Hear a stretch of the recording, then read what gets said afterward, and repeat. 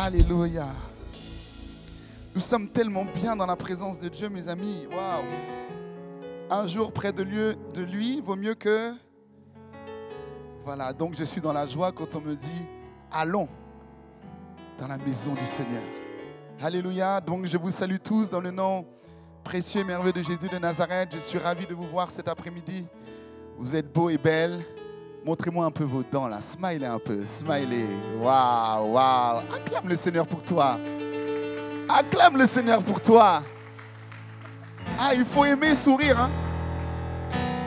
Tellement l'ennemi veut mettre des défis compliqués dans nos vies que tu oublies de sourire. Souris un peu. Réjouis-toi un peu. La joie du Seigneur est ta force. Amen. Fais un petit sourire à ton voisin. Ne boude pas. Ne boude pas ton voisin. Fais-lui un petit sourire. Voilà. Alléluia. Le Seigneur est bon. Merci Seigneur. Alors nous allons avancer dans le message d'aujourd'hui. Et nous sommes dans la semaine et nous rentrons dans la semaine de la victoire. Et le thème que nous allons aborder ensemble, j'ai donc donné le titre suivant: Renouvelle tes pensées pour vaincre. Et nous allons entrer directement dans la parole de Dieu, dans le livre de Matthieu au chapitre 16 et au verset 14.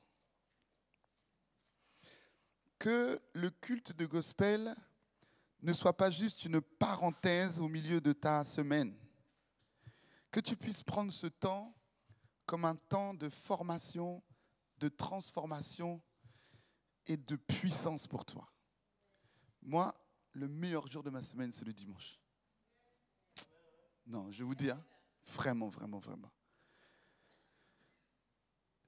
Nous lisons et regardez ce qui est écrit dans la parole de Dieu. Matthieu 16, verset 13. Jésus, étant arrivé dans le territoire de Césarée de Philippe, demanda à ses disciples: Qui dit-on que je suis, moi, le Fils de l'homme? Et ils répondirent: Les uns disent que tu es Jean-Baptiste, les autres que tu es Élie, les autres Jérémie ou l'un des prophètes. Et vous, leur dit-il, qui dites-vous que je suis? Simon-Pierre répondit: Mais tu es le Christ, le Fils du Dieu vivant. Jésus, reprenant la parole, lui dit: Tu es heureux, Simon, fils de Jonas, car ce ne sont pas la chair et le sang qui t'ont révélé cela, mais c'est mon Père qui est dans les cieux.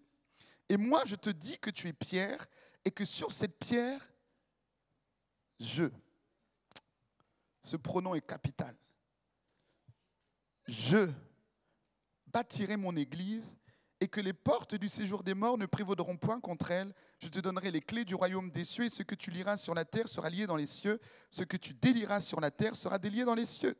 Alors il recommanda aux disciples de ne dire à personne qui il était. Continuons, verset 21. Dès lors, Jésus commença à faire connaître à ses disciples qu'il fallait qu'il allât à Jérusalem, qu'il souffrit beaucoup de la part des anciens, des principaux sacrificateurs et des scribes, qu'il fut mis à mort et qu'il ressuscita le troisième jour. Pierre, encore le même, l'ayant pris à part, se mit à le reprendre et dit: À Dieu ne plaise, Seigneur, cela ne t'arrivera pas. Mais Jésus, se retournant, dit à Pierre: Arrière de moi, Satan, tu mets en scandale, car tes pensées ne sont pas les pensées de Dieu, mais celles des hommes. Amen.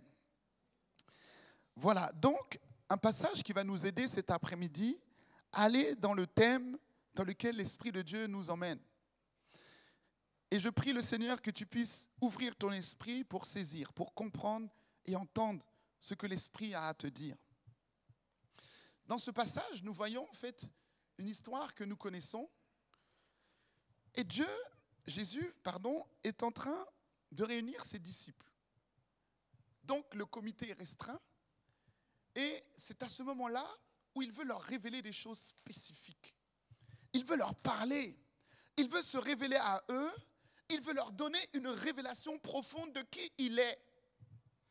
Et pour pouvoir découvrir et emmener le peuple à comprendre qui était ce Jésus, il vient commencer à leur poser une question en disant, effectivement, il y a beaucoup de choses qui sont dites à mon sujet. Mais vous, disciples, mais toi, Pierre, mais vous autres qui êtes là, vous, qui dites-vous que je suis? Qui est celui qui est devant toi? Est-ce que tu discernes? Est-ce que vous comprenez, mes disciples, qui je suis?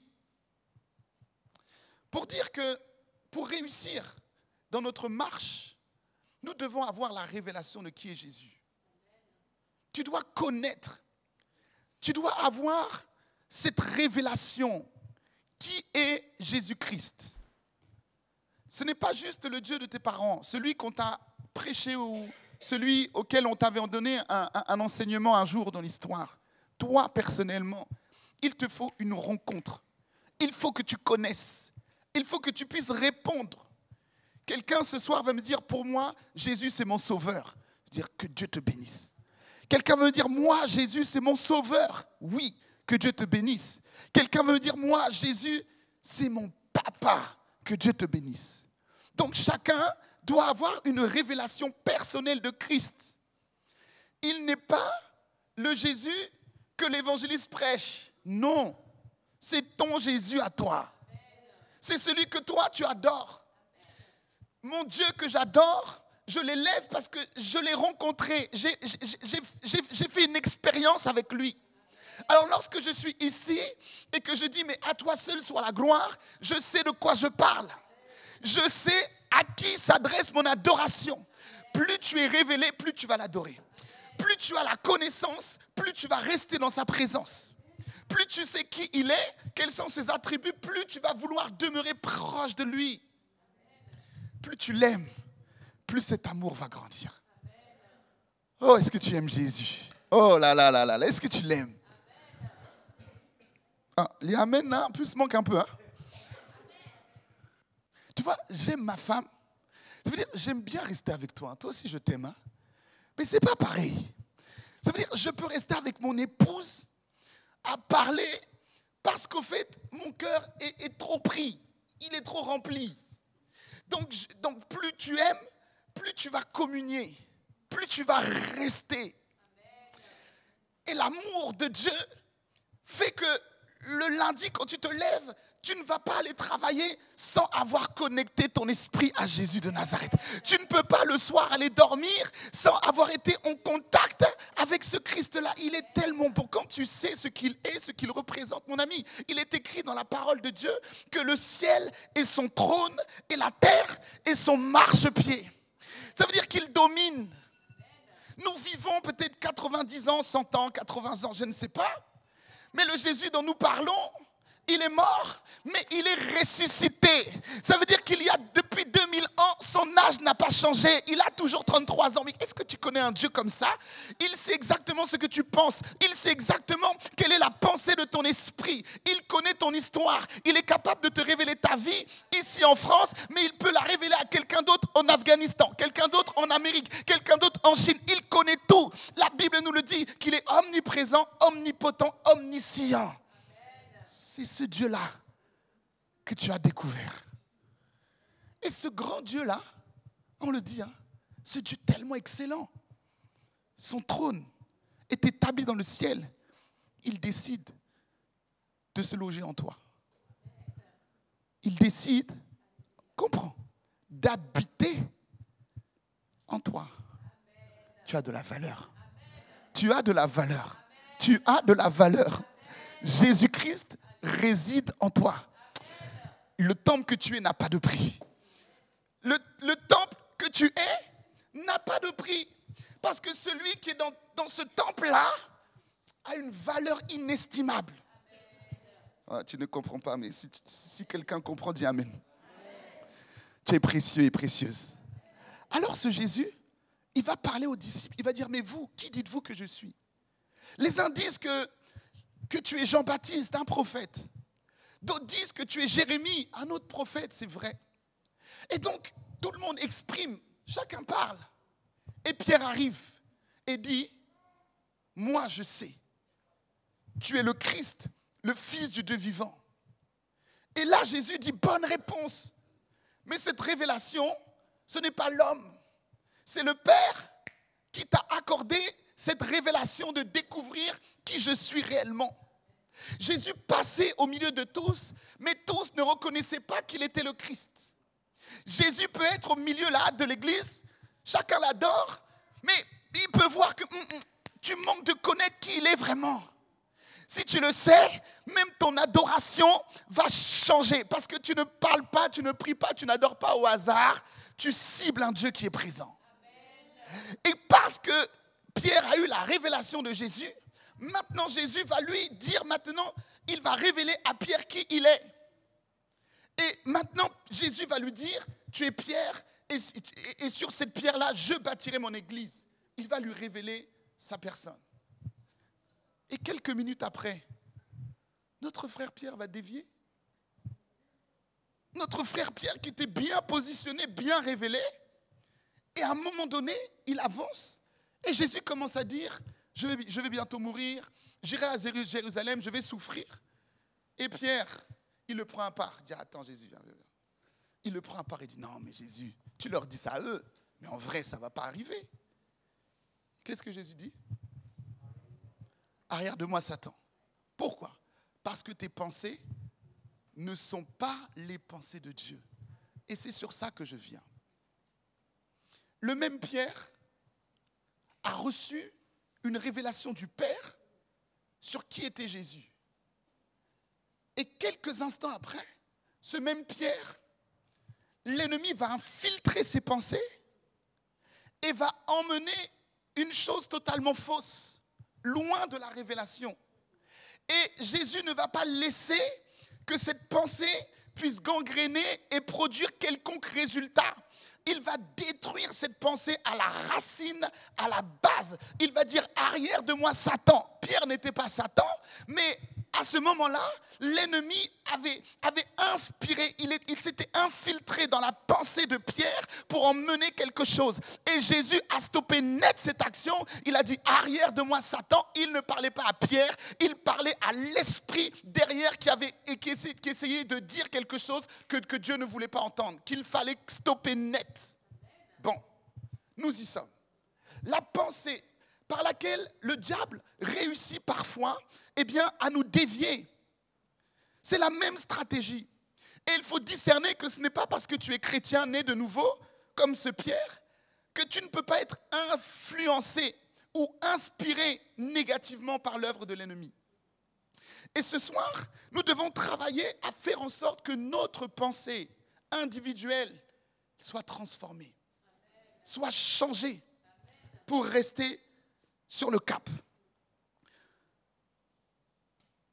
Prenons Genèse. Genèse chapitre 2. Et il faut être attentif pour bien comprendre. Genèse chapitre 2, et je lis à partir du verset 16. Regardez ce qu'il est écrit. Suivez bien les mots. Genèse chapitre 2, verset 16. L'Éternel Dieu donna cet ordre à l'homme. Donc c'est Dieu là même qui parle. On est dans le jardin d'Éden. Suivez-moi, on est dans le jardin d'Éden. Et Dieu maintenant décide de parler. Et il parle à l'homme, à Adam. Et regardez ce que Dieu dit à Adam. La parole est claire. Il dit, tu pourras manger de tous les arbres du jardin, mais tu ne mangeras pas de l'arbre de la connaissance du bien et du mal, car le jour où tu en mangeras, tu mourras. Vous avez bien suivi ? Ok. Maintenant, quand le diable arrive dans le jardin d'Éden, à travers le serpent, regardez maintenant ce qu'il va dire à Ève et ce que Ève va répondre. Le serpent, donc je suis Genèse 3, verset 1. Le serpent était le plus rusé de tous les animaux des champs que l'Éternel Dieu avait fait. Il dit à la femme, Dieu a-t-il réellement dit ? Donc la première stratégie du diable, c'est de venir faire en sorte que tu puisses contester la parole et l'enseignement de Dieu. Ça veut dire qu'au départ, tu entends la parole et tu es d'accord avec la parole. Mais à mesure du temps, l'ennemi vient s'infiltrer dans tes pensées et tu commences à jouer. C'est-à-dire que tu commences à ne plus accepter la parole. Tu commences à contester l'enseignement. La parole ne change pas. Pourquoi ? Parce que Jésus a dit, je suis le même hier, aujourd'hui et éternellement. Tu peux tourner, tu peux aller, monter, descendre, gauche, droite. La parole ne va pas changer. Elle reste la même. Donc, l'ennemi n'arrive pas sur un mensonge sur lequel il n'y a pas de base. L'ennemi commence à venir sur une instruction divine. Il vient maintenant remettre en question l'instruction qui a été donnée par Dieu. Entends, s'il te plaît. La prophétie qui a été révélée dans ta vie, le songe que tu as reçu, la parole, l'enseignement qui est venu dans ta vie, l'ennemi vient et il prend cette parole et il l'emmène à un rapport avec la propre réalité de ta vie. Et comme ta vie n'est pas en lien avec la parole que tu reçois, tu commences à remettre en question la parole qui normalement est une pensée qui te stabilise. C'est-à-dire que tu commences à faire comme Pierre, où Jésus va lui dire « marche, viens à moi ». Et Pierre commence à marcher sur les eaux. Et tant qu'il regarde à l'enseignement, tant qu'il regarde à l'instruction, la Bible nous dit que Pierre marche sur l'eau.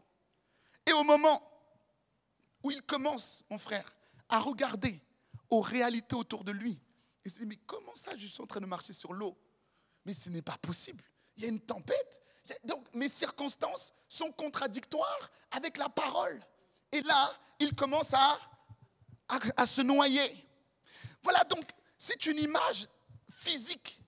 Mais spirituellement, c'est ce qui se passe quand tu te détournes de ce que toi-même tu sais. L'orientation de Dieu est claire. C'est un cap. Et l'ennemi vient toujours vraiment emmener vraiment de la confusion dans l'esprit des hommes. Ce soir, il est vaincu au nom de Jésus. S'il te plaît, rappelle-toi les paroles que Dieu t'a données. Espère en l'Éternel. Espère en son enseignement. Espère dans la prophétie que tu as entendue. Je ne sais pas pourquoi Dieu fait ça, mais lui-même il sait. Au CRC, il y a ce qu'on appelle une onction de restauration. Je ne sais pas pourquoi Dieu fait ça, mais au CRC là, depuis 20 années que je suis dans ce ministère, j'ai compris que c'est un ministère de restauration. Ça veut dire que tu arrives comme quand tu arrives dans une concession, dans un garage, tu arrives avec le véhicule que tu es totalement accidenté, tu viens au garage et les spécialistes, les mécaniciens vont travailler, ils vont agir, ils vont opérer et quand le véhicule sort du garage, il est restauré. Mais c'est une onction que le CRC a. Tu arrives brisé, tu arrives carambolé, tu arrives dans tous les sens, mais tu repars de là en étant restauré, en étant régénéré, en étant renouvelé. Ça, c'est la parole de Dieu. Mais attendez, ce n'est pas quelque chose qu'on enseigne, qu'on ne vit pas. On le vit. On le vit, on ne le vit pas. On le vit. Mais cette parole est pour celui qui écoute et qui met en pratique. Ah, ton amen n'est plus là, d'accord? Ton amen n'est plus là. La parole ne produit pas un résultat sans rien. La parole obéit toujours à l'instruction. Maintenant, nous y allons. Regardez, l'Éternel Dieu, donc pardon, excusez-moi.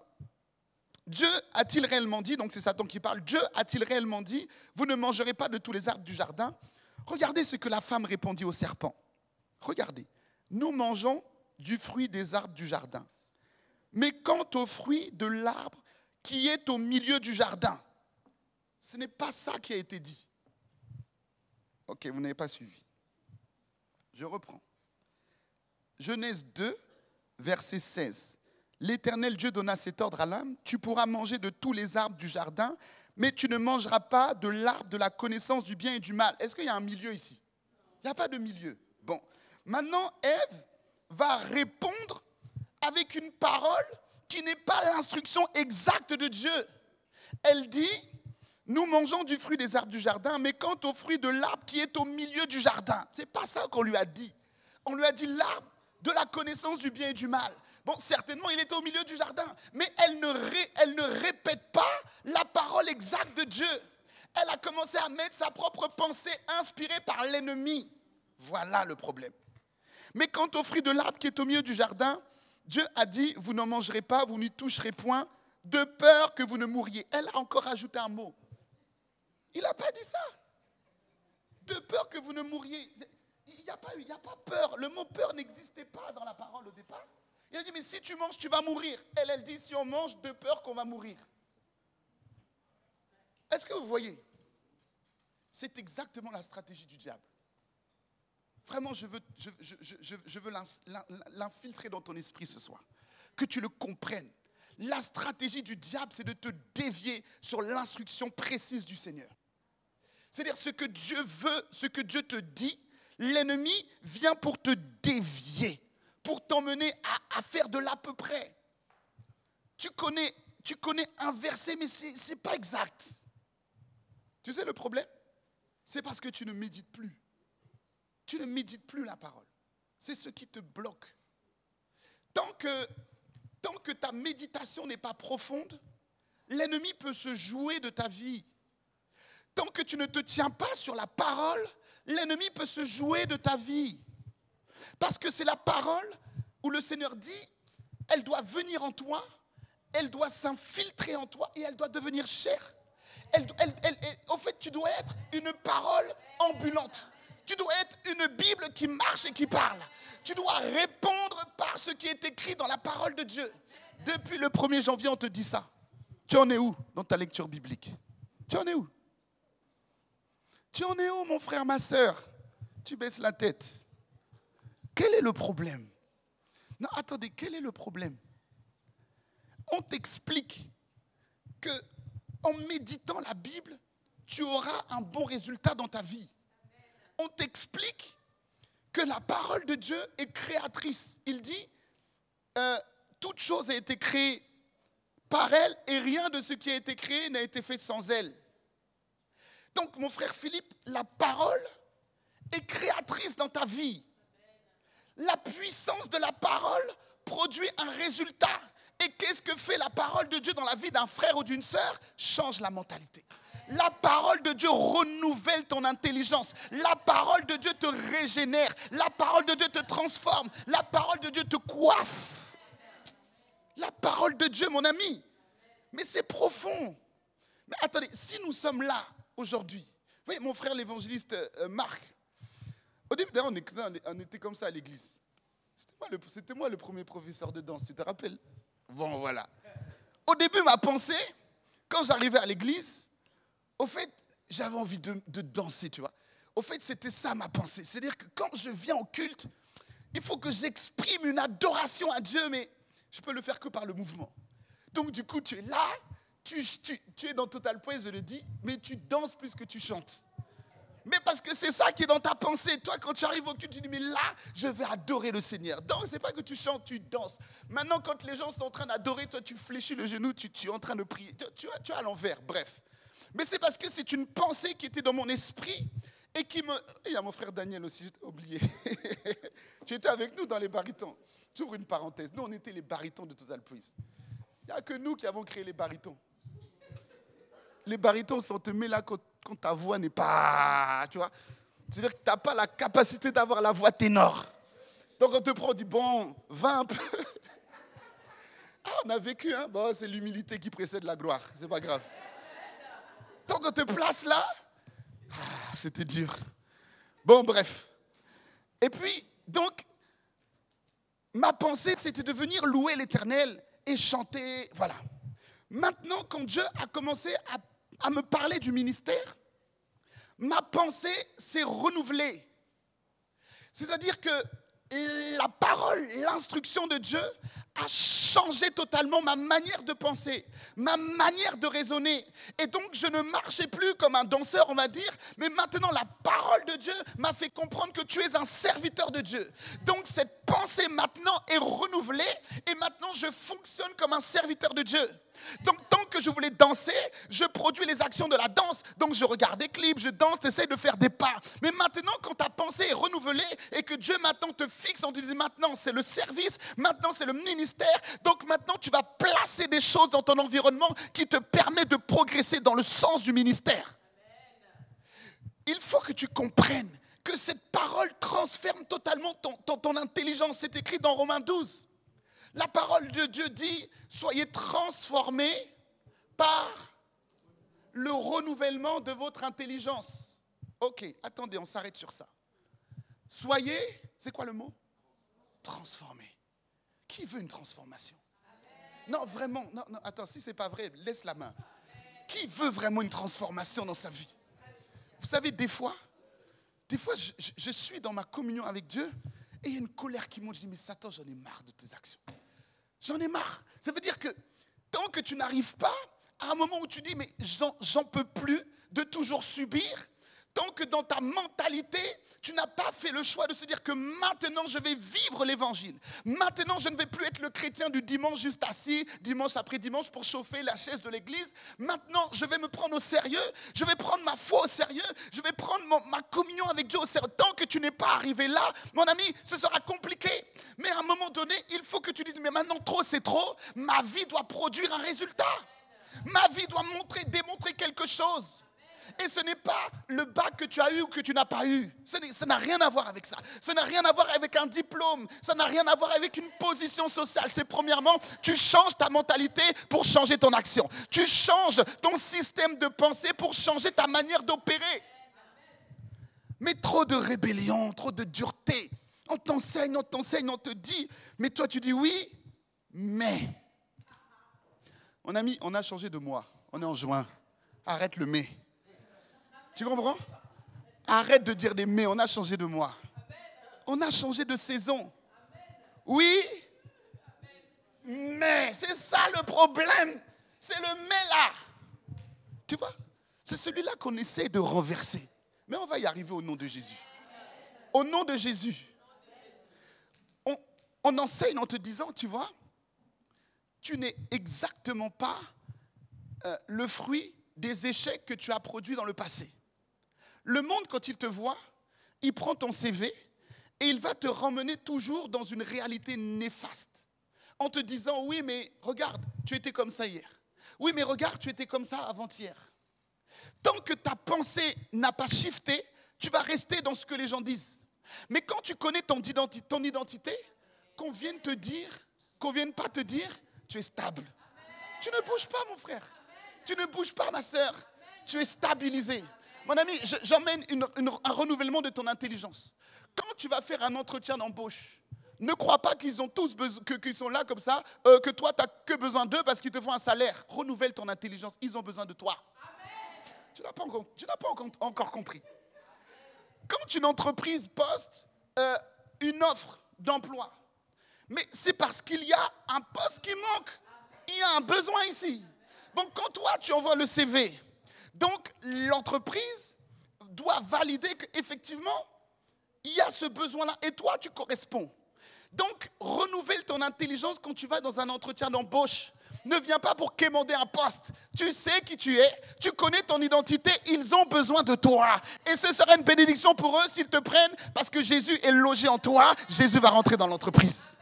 Il faut le comprendre. Je vous dis la vérité, c'est un renouvellement total d'intelligence.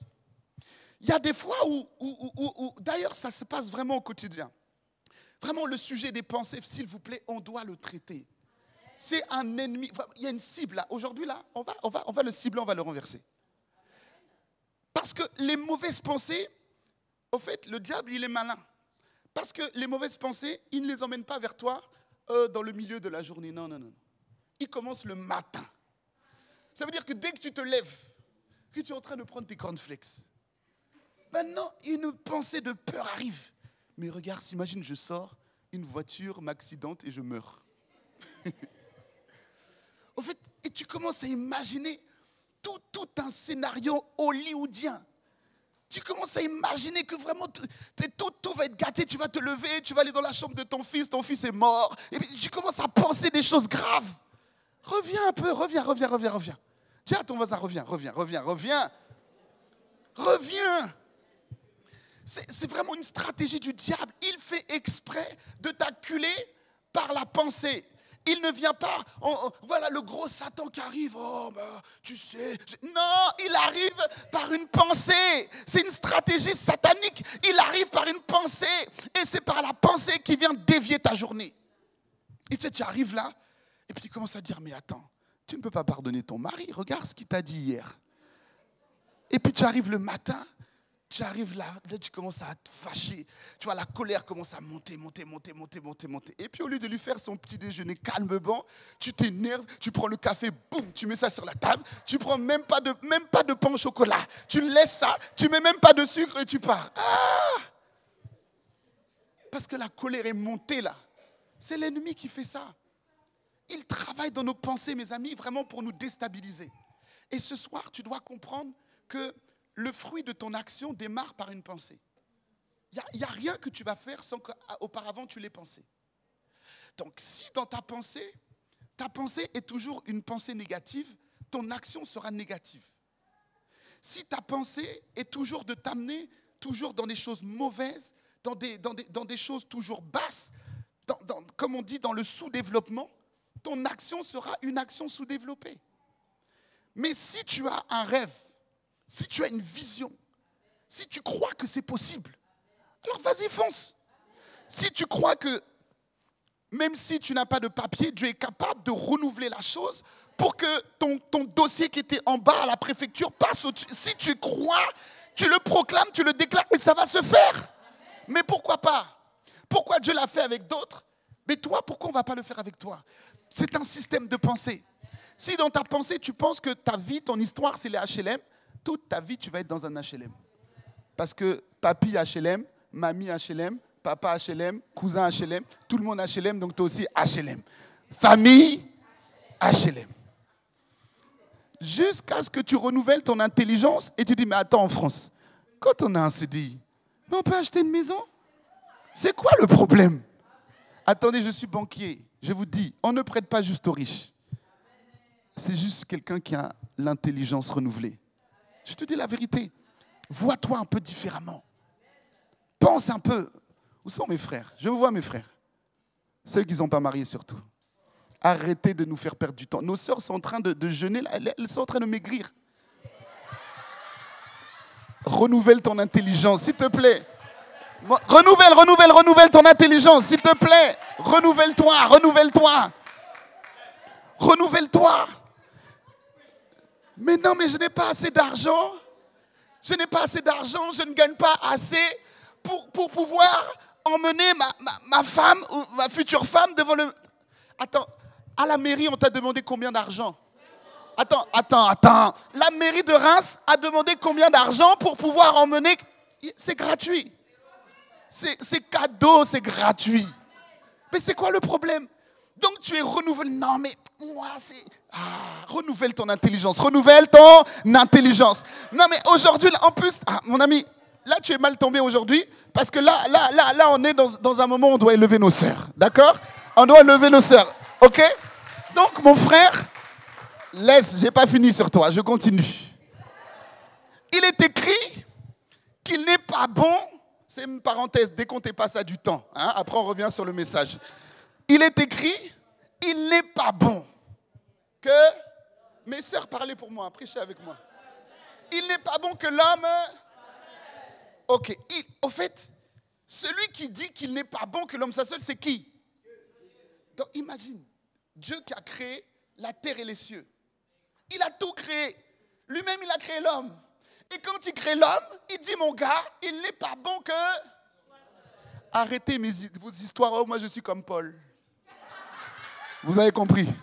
Montre-nous ton ministère. Montre-nous ton ministère. Ça veut dire si tu es comme Paul, marche un peu, on doit voir les gens être guéris par ton ombre. Montre-nous ton ministère. Arrête de nous blaguer, renouvelle ton intelligence. Mais attends, il y a quand même plus de joie à marcher avec que marcher sans. Évangéliste Marc.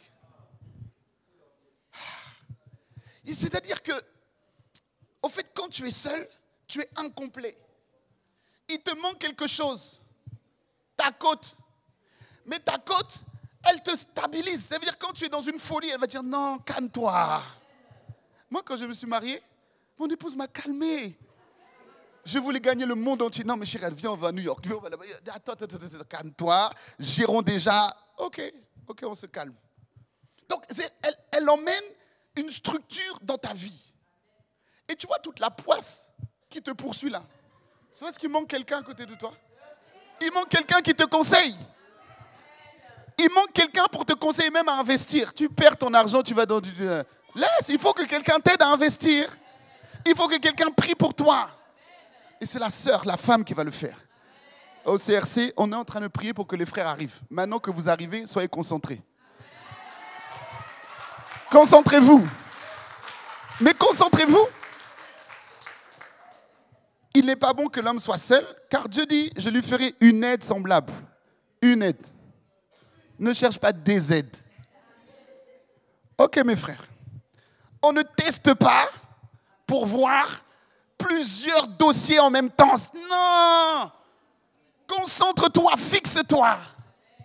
Concentre ton esprit sur quelqu'un. Et quand tu as avancé, ne viens pas avec toute la religiosité. Ma sœur, j'ai médité la parole comme l'évangéliste m'a dit. Maintenant, la parole est en moi. Il est écrit qu'il n'est pas bon que l'homme soit seul. Et Dieu me révèle que tu es une femme, certainement. C'est Dieu qui me dit que c'est toi. Mon ami, quand tu arrives là, tu as oublié les belles paroles que tu savais dire hier. Mais parle avec ton cœur.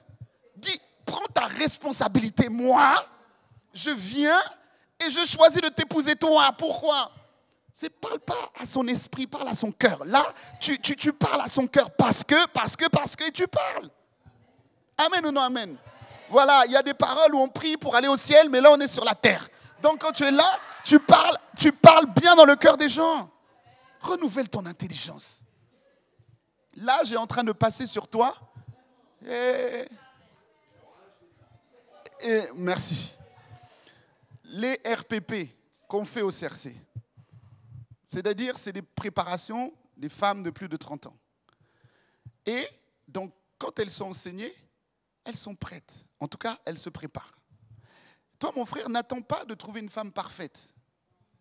Parce que déjà, toi-même, tu n'es pas parfait. N'attends pas de trouver la femme parfaite. Parce que tu n'es pas parfait. Bon, maintenant, c'est dans le couple qu'on se perfectionne. Il est écrit, les deux deviendront. Ça m'a marqué, les deux sont. Donc, c'est un processus. Donc, ne laisse pas nos sœurs rester là, prière, année après année, RPP. On va t'envoyer la facture. On a dit ça. On a dit ça. La facture, là, tous les ans qu'ils payent. Non, la facture, tu vas payer. Donc, concentre-toi, s'il te plaît. C'est quand même plus glorieux. C'est quand même plus glorieux de faire ce que Dieu veut que tu fasses. Mais c'est le renouvellement de l'intelligence. Vous savez que l'Église a la capacité d'emmener un statu quo nouveau dans une société? Est-ce que vous le savez ça? Allez-y aux États-Unis.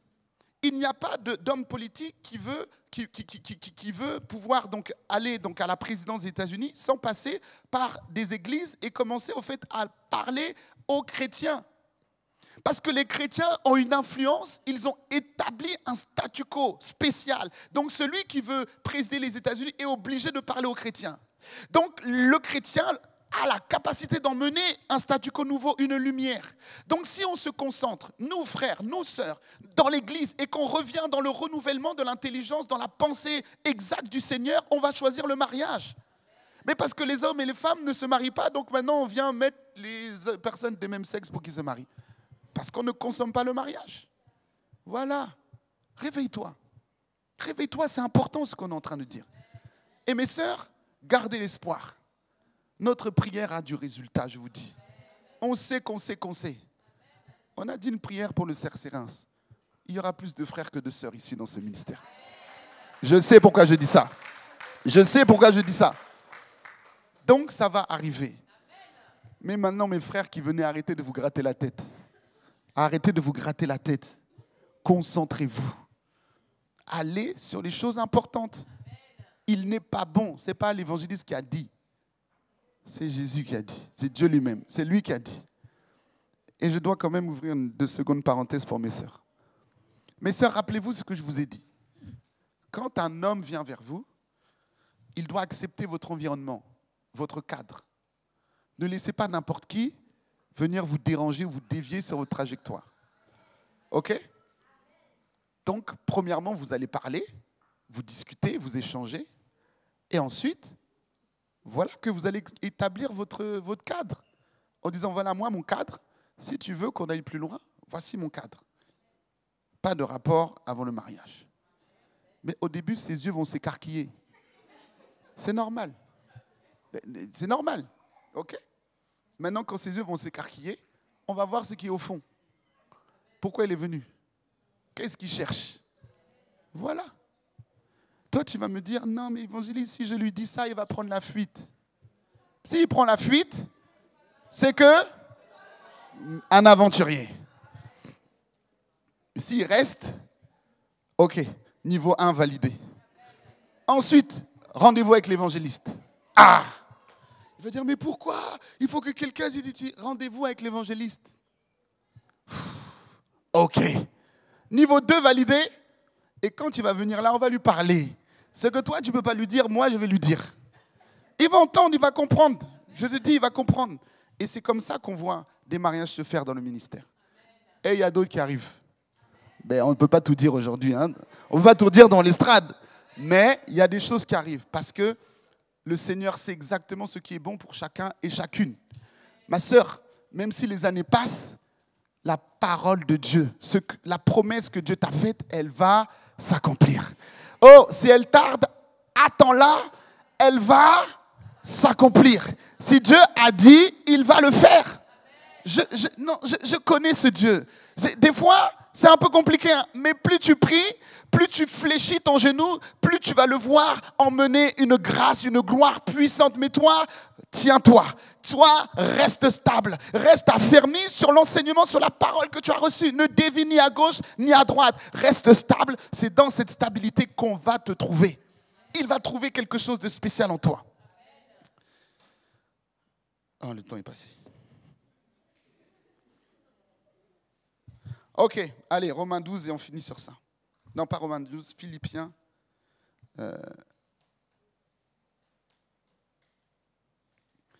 Philippiens 4, verset 8. Et on va terminer sur ça.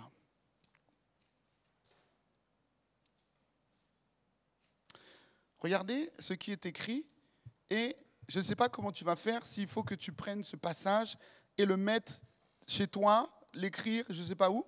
Mais regarde ce qui est écrit. Philippiens 4, verset 8. Au reste, frères, que tout ce qui est vrai, tout ce qui est honorable, tout ce qui est juste, tout ce qui est pur, tout ce qui est aimable, tout ce qui mérite l'approbation, ce qui est vertueux et digne de louange, soit l'objet de vos pensées. Donc, il faut, à chaque fois que les pensées arrivent dans ton esprit, il faut que tu vérifies si elles sont conformes avec la parole de Dieu. Donc, si une pensée arrive pour t'emmener dans la sous-estime, tu sais que ce n'est pas de Dieu. Donc, rejette cette pensée. Ne laisse pas que cette pensée puisse produire un résultat dans ton esprit. Tout ce qui est aimable, tout ce qui est juste, tout ce qui est pur, tout ce qui mérite l'approbation, ce qui est vertueux et digne de louange, soit l'objet. C'est-à-dire, soit le focus, soit avec ce que quand tu vas marcher. Il faut que tu penses positivement. Il faut que tu penses à la gloire de Dieu. Il faut que tu penses à la présence de Dieu. Il faut que tu penses à la régénération, à la restauration, à l'enseignement. Il faut que tu penses que c'est possible, que demain une autre situation peut se faire, que le Seigneur est capable de retourner la situation. Maintenant, comment tu vas le faire? C'est la dernière clé que je te donne. Combat spirituel. Combat spirituel. Il n'y a pas d'autre moyen. Les deux clés pour renverser, combattre et agir contre les mauvaises pensées. Un, c'est la parole de Dieu. Plus tu lis la parole de Dieu, plus ta pensée va être renouvelée. Et le deuxième niveau, c'est combat spirituel. Tu n'as pas le choix que d'aller dans un combat. Parce que la pensée, elle est comme une forteresse. C'est une oppression. C'est un soldat. Je ne sais pas comment te l'expliquer. D'ailleurs, dans l'armure du chrétien, il est écrit qu'il faudrait que nous puissions avoir le casque du salut. Ça veut dire que c'est ce qui te protège contre les mauvaises pensées. Donc, toutes les mauvaises pensées qui arrivent, ne joue pas avec. Mais commence à te positionner, à prier, à investir. Tu prendras ce dernier verset aussi, 2 Corinthiens 10, verset 5. Tu le garderas vraiment. Au verset 4. Car les armes avec lesquelles nous combattons ne sont pas charnelles, mais elles sont puissantes par la vertu de Dieu pour renverser des forteresses. Je relis.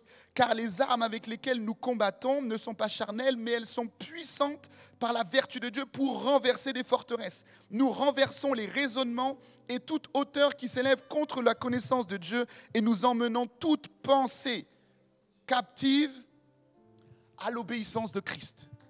Voilà, c'est ma vraie conclusion. C'est ce que Dieu nous dit, mes frères et sœurs. S'il vous plaît, ne ratez pas ce dernier moment.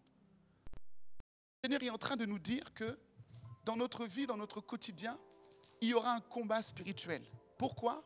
Parce que ta vie est un peu comme Jéricho. Ça veut dire que tu es là et autour de toi, il y a des forteresses. Des choses que tu ne vois pas à l'œil nu.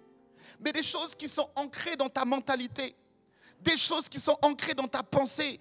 Parfois, c'est parce qu'on t'a toujours dit cette chose depuis que tu es né. Parfois, c'est parce que tu copies le modèle de tes parents. Parfois, c'est parce que tu as échoué dans plusieurs domaines de ta vie. Et donc, il y a des forteresses. Et quand on dit forteresse, ça veut dire que c'est quelque chose de solide. C'est quelque chose qui a des bases solides. Et les mauvaises pensées sont des forteresses. La charge mentale, c'est une forteresse. L'oppression dans tes pensées, c'est une forteresse qui a des fondements solides. Et donc pour renverser Jéricho, mes amis, pour pouvoir détruire Jéricho, il ne fallait pas juste être là et de dire que bon, Jéricho va tomber tout seul, Jéricho tombe. Il fallait rentrer dans un combat, il fallait répéter l'action, il fallait tourner, il fallait pouvoir ouvrir sa bouche. Mon ami, la pensée qui arrive dans ton esprit, pour la renverser, il faut que tu parles pour contrecarrer. Il faut que tu remplaces la mauvaise pensée par une autre pensée. Il faut que tu remplaces la pensée que l'ennemi investit en toi par un verset. Il y a dans la parole de Dieu des versets qui correspondent à chaque situation par laquelle tu passes. Il y a un verset pour la maladie, il y a un verset pour l'oppression, il y a un verset pour le célibat, il y a un verset qui vise à restaurer ta famille et ton foyer. Il y a un verset qui vise à te consolider, à te régénérer. Il y a un verset qui consolide ta vie. Il y a un verset qui déclare que par la foi, tu es capable de faire des prodiges et des miracles. Oui, le Seigneur te dit qu'il emmène en toi un vin nouveau. Ça veut dire que c'est quelque chose de nouveau. Il est en train de dire que les choses anciennes sont passées. Les échecs anciens sont passés. La déchéance est passée. Et il dit maintenant, je fais quelque chose de nouveau. Je renouvelle, je restaure, je fais quelque chose de supplémentaire. Je viens mettre un statu quo différent et nouveau. Mais cela passe par une action puissante de ta part. Il faut que tu travailles, mon ami. Il faut que tu parles. Il faut que tu renverses. Il faut que tu pries toi aussi. Il faut que tu rentres dans le combat spirituel. Travaille sur ça, s'il te plaît. C'est puissance contre puissance. Force contre force. Mauvaise pensée, quand elle arrive, tu l'identifies et tu la paralyses par la puissance de la parole de Dieu. Ils te feront la guerre, mais toi, tu ne seras pas atteint. Que 1000 tombent à ton côté, 10 000 à ta droite, toi, l'Éternel dit, ça ne viendra pas sur toi. Dieu va te protéger. Toute arme forgée, investie contre toi sera... Donc toutes ces paroles, mes amis, il faut les déclarer à chaque mauvaise pensée qui arrive. Il faut que tu fasses la guerre à tes pensées. Tu te lèves contre ces forteresses et tu vas les détruire. Tu vas les paralyser pour être libre. Parce que la charge mentale, mes amis, c'est lourd. La charge mentale, c'est lourd. C'est compliqué. Et ce soir, je crois que le Seigneur a avancé avec chacun d'entre nous. Et nous comprenons que nous changeons de système de pensée. La charge mentale, renverse-la. Toujours des pensées négatives qui veulent même t'emmener jusqu'au suicide. Charge mentale. Toi aussi. Charge mentale, charge spirituelle. Puissance contre puissance. Mon ami, puissance contre puissance. Force contre force. Et c'est pour ça que je commençais le message en te disant que Jésus est en toi. Ça veut dire que c'est quoi? C'est la parole. Les clés que le Seigneur a données à Pierre, c'est la puissance par la parole. Amen. Est-ce qu'on peut acclamer ensemble le Seigneur? Total praise. Total praise. Alléluia. Nous donnons toute la gloire à notre Seigneur. Et on va se mettre ensemble debout. Et pendant que nous allons prier, tu vas essayer